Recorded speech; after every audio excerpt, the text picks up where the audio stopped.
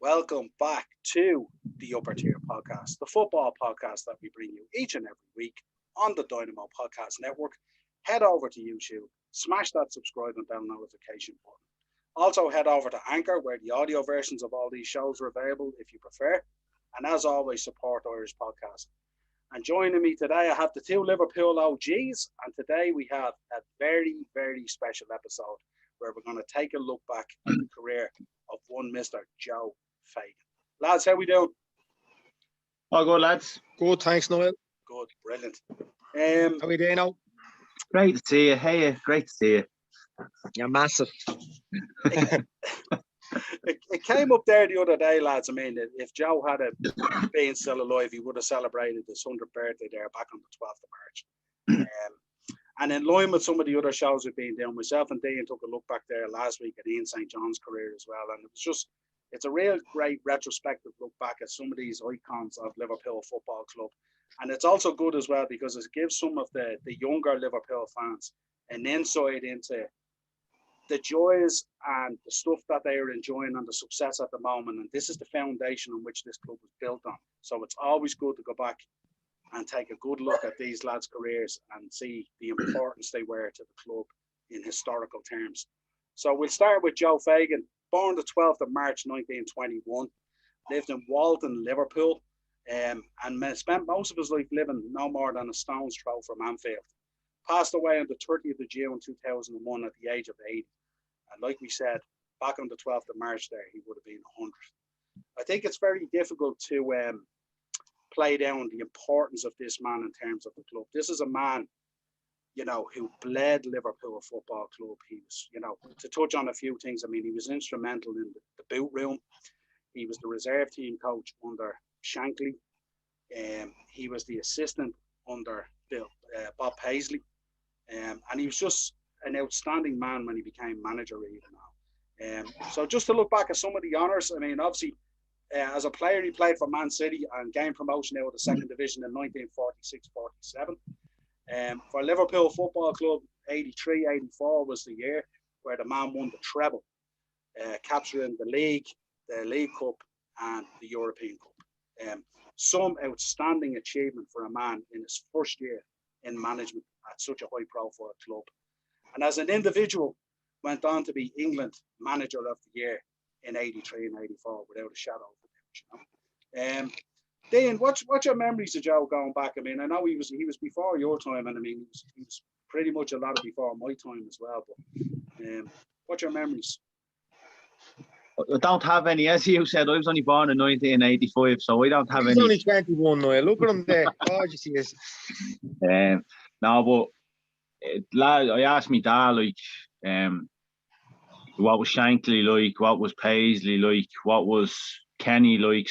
The lads like that, like me and Darren, me and Darren are only nippers. We're not as old as you, so we're the younger generation. We picked up the torch in probably the mid '90s, becoming Liverpool fans. But yeah, like you asked me dad, what was he like, and he said he's a hero. He said if it wasn't for the likes of Paisley, Shankly and Joe Fagan, he said the likes of you and your mates wouldn't be Liverpool fans, you know what I mean? Because who knows what way the club would have went.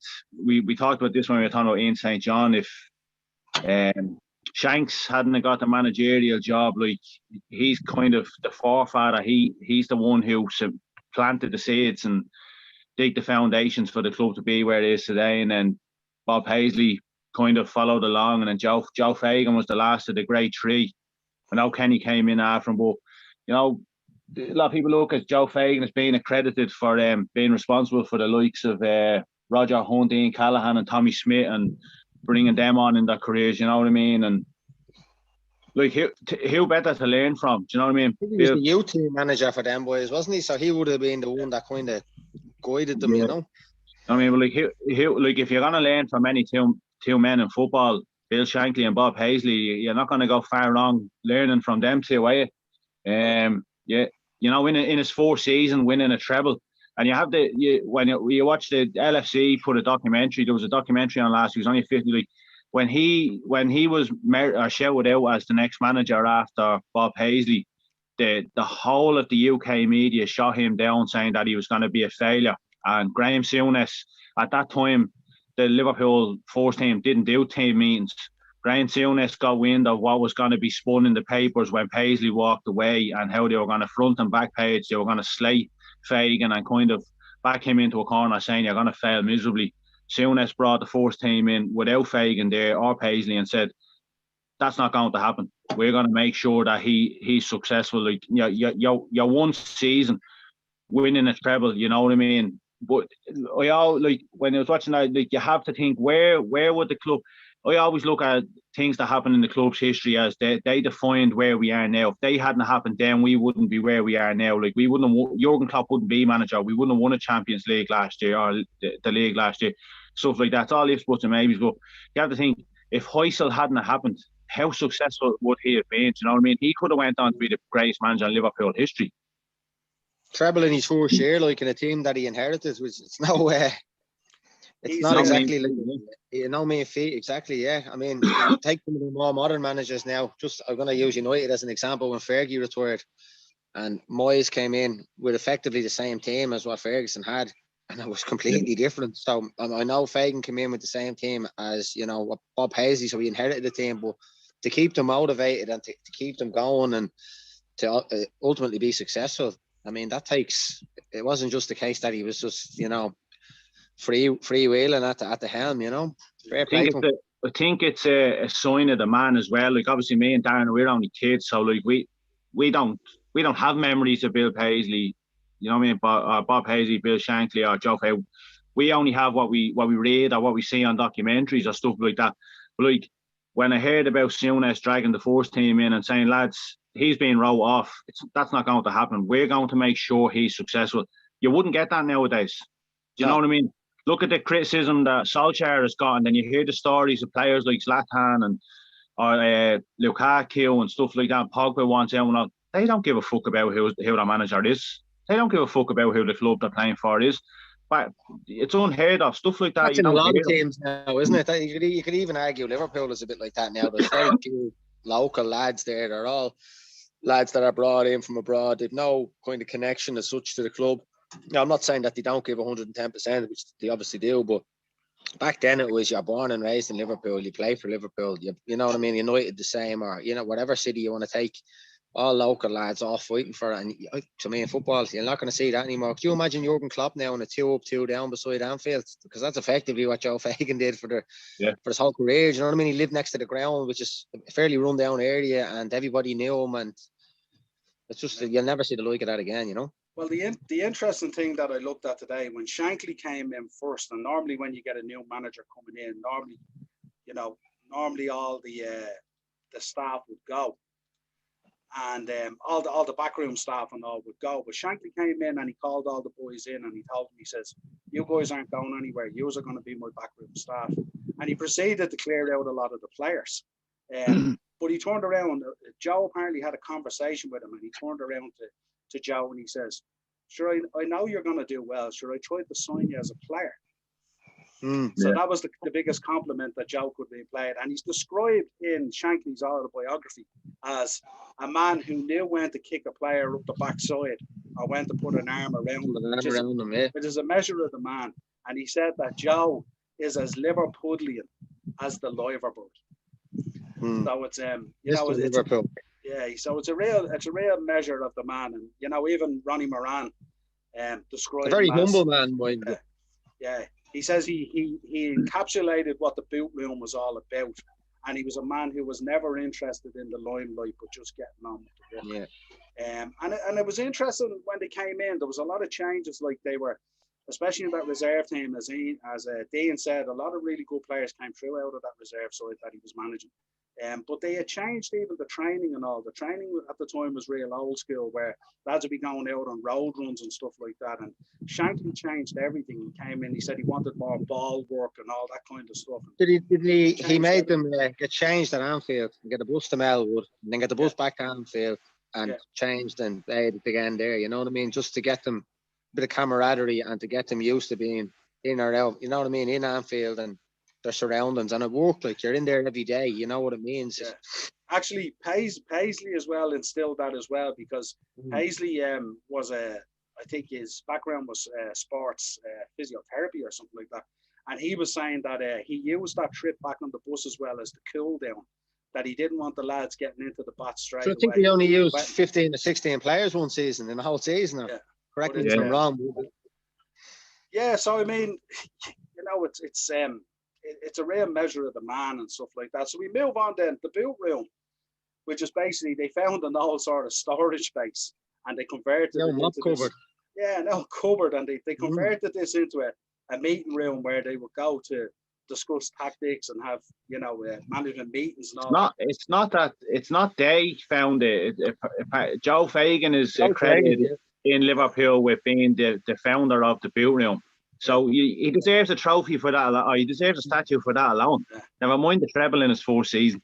But he was quoted as saying as well, when the opposing managers used to visit, that was the room they went into after the matches and all to have a drink, not up to the manager's office, if you like. You know, so he said there was many a great discussion had in there post match and stuff like that. You know? So even some of the stories you heard years ago, I think it was Shankly. He made the door frame in the home dressing room smaller. Yeah. So when we were coming out, we looked bigger.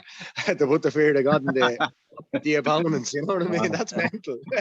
And there's footage of Brian Clough in there, and you know yourself after a match, the manager goes in for one or two glasses of wine or whatever and a smoke or whatever. Brian Clough's in there absolutely pissed. You Paisley, Shankly. He went in pissed though. He was a mad guy. Fagan and your man Reuben Bennett, and Brian Clough walks in with his assistant, and there's 5 or 6 of them just sitting there, a big plume of smoke, and there's just about 3 or 4 empty bottles getting pissed. All those big bottles of bells, I'd say, was getting tucked into. Oh, stop. So yeah, then you know, first team coach, 1971 to 79, he was promoted up to a first team coach. Initially under Shankly, who left then I think in 74. And was succeeded by Bob Paisley, who kept him on as a first-team coach. This was a real measure of the man, you know. Then assistant manager in 79 to 83, he became Paisley's assistant manager. Bobby Robson said he was the best assistant manager in the English game. Yeah, and I mean, coming from a man, a footballer, Bobby Robson. Like Bobby Robson, that's a legend. That's a measure of the man. So then we move on. Then, I mean, obviously Bob moves on. And then Joe is appointed manager, and apparently, not unlike Bobby. Yeah, he was reluctant. I remember watching a program about that. Yeah, he was reluctant to take on that role, and Bob even said it on the way out to management there that he never sort of, you know, looked for that role. But anyway, he got the job. Can you imagine that nowadays? An assistant manager at a club like Liverpool being promoted and winning everything in his first season. It just wouldn't happen. It's unheard of. Like, yeah, I mean, you're talking about Klopp's assistant there coming on, becoming manager and winning the treble. Like, it'd be unheard of these days. You know what I mean? So, as highly as Pep Lijnders is held in, like, because apparently after the Burnley defeat, the first team called for a meeting with Pep Lijnders because Jurgen was obviously going through shit at home. And he was the go-to guy. Like, apparently he's held in like really high esteem there. But you just can't picture Jurgen Klopp walking away and Pep Lijnders, because he just comes across a little timid geezer. You couldn't picture him now leading Liverpool to a treble. Not saying I wouldn't love him to, but just you couldn't picture it. Yeah. So then, 83 to 84, we start the Joe Fagan era, if you like, and starts his first game with a defeat to Manchester United in the Charity Shield. Not an ideal start. Which wouldn't be a great start in the eyes of Liverpool fans. But had an amazing season, went on, won the league cup in a replay, I think, and then went on against Everton as well. Yeah, which is that alone would install a Liverpool manager in the annals of history. Folklore. And then went on and won the European Cup and completed the treble. Even though a number of fans out there, or fan bases, would try not to recognise that as a treble, but sure, this is the same fan bases that count the Community Shield, so we won't even get into that. Only when it suits them. Yeah, so an outstanding first year, and it's kind of like, if that's your first year, where do you go from there? Like, you know, what else can you do except win 4? You know, so yeah, which you know is virtually impossible. So 84, 85, Souness heads off to Sampdoria. which obviously was a big loss in terms of the dressing room. But it was a bad year really. We looked a few bogey signings there. I think we saw Paul Walsh, who didn't really. Big Kevin MacDonald was brought in. MacDonald, yeah. Last seen as the Ireland assistant manager, if memory serves me correctly. We brought in Jan Mulby. And John Walk as well, who didn't do too bad now. Yeah. Fairness to him. He had a pristine moustache, that fella. What a Ronnie. But if you look back at that season, even though there was struggles and stuff like that, up till the latter part of that season, we were in line to win a few trophies again, and it just came unravelled. And we ended up for the first time in a decade, not picking up a piece of silverware. Just imagine that. 10 years picking up silverware, and that season we didn't pick up silverware. That's like Everton. Yeah, I think you're talking more than a decade. 25 years, quarter of a century, huh? Yeah. You went to Bubbles there. Went to Bubbles there for about 3 hours a few weeks ago, and I think there was 3 parties and all around Liverpool, for fuck's sake. Yeah. So then on the 29th of May 1985, it was announced that he would retire, and of course, the king himself. Tragic circumstances. The king himself, Kenny Dalglish, took over, and off we go again, rewriting history again. But Kenny described in his book as well, he said that it was very difficult for Joe, that he was haunted by the tragedy of Heisen. Until the day he died, yeah. And Kenny as well. Yes. Kenny went to, and the same with Hillsborough. He took it all very personally, you know what I mean? Yeah, so there is kind of there is similar parallels between the two in terms of coming to the end of their managerial reign, in terms of things that affected them, But again, the comments there really are that Joe, he still kind of hung around a little bit, even though he was retired, and he would often go up to Melwood and go to games, and he was always there to give advice when asked upon, you know what I mean? But he drifted into the background. He was never one to be in the forefront, really, you know what I mean? But certainly a man who left his mark on the club over a number of years, putting aside the 83-84 season. He's kind of I wouldn't say he's the forgotten man, but if you think of that era success, people will automatically think Bill Shankly, Bob Paisley, but people forget, like we were after been speaking about here, about Joe Fagan, how he came in, what he achieved. And he was a big part of the greatness that Shankly and Paisley had as well. It's not like he just was in the background, you know what I mean? He was part of that, and everybody that was part of them, like you look at the documentaries and people that were talking about him, what have you, like he was the go-to guy, even though he was they said he was Mr. Quiet, but you listen to Thompson and all, and Kenny and Souness talking about him. You had personal problems, or if you had problems on the pitch and you were too embarrassed to talk to the manager, he put his arm. Souness was saying when his ma was dying, he had to get a train from Liverpool to wherever. And Fagan went on the train with him and had his arm around him the whole way down. He was the go-to guy in the club at the time, whether it be personal or football and wise. And he was just down the middle. There was no taking the fucking piss, or there was no I haven't got time for it. He was the go-to guy, like. Yeah. So I suppose. But if you sorry, just before we move on there, can you imagine? I'm just going to take Chris Wilder at the moment, what he's achieved for Sheffield United, just to be cast aside. You know what I mean? Yeah. I think a lot of clubs could do it, looking back to a kind of a bygone era and sticking with a manager. I mean, he's dragged them up from the second division. They've had a bad season, and the new owners come in and just thrown them out. That's terrible. You couldn't imagine Liverpool doing that. Imagine Liverpool had done that with some of their managers, you know what I mean, back in the day. We wouldn't be anywhere near where we are today. So I think there's a lot could be learned from the 80s, the 70s and the 80s, about how, I suppose they weren't owners back then, it's business now, but the way managers are just kind of cast aside for a bigger name, you know.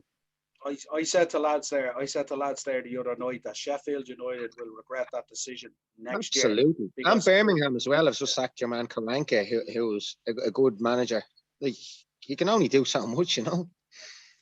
So I suppose, lads, we leave it with the point that we'll salute Joe Fagan as one of the heroes of the club, and one of the man who laid the groundwork for a lot of success that followed both before and after his managerial reign. So gone but not forgotten. But we'll salute you, Joe Fagan, and we'll always remember you. Thanks, Happy birthday. Thanks a million, guys, for coming on. Belated happy Always a birthday. Nice pleasure. to talk to you again, Niall. Great to talk to you, lads. See you soon.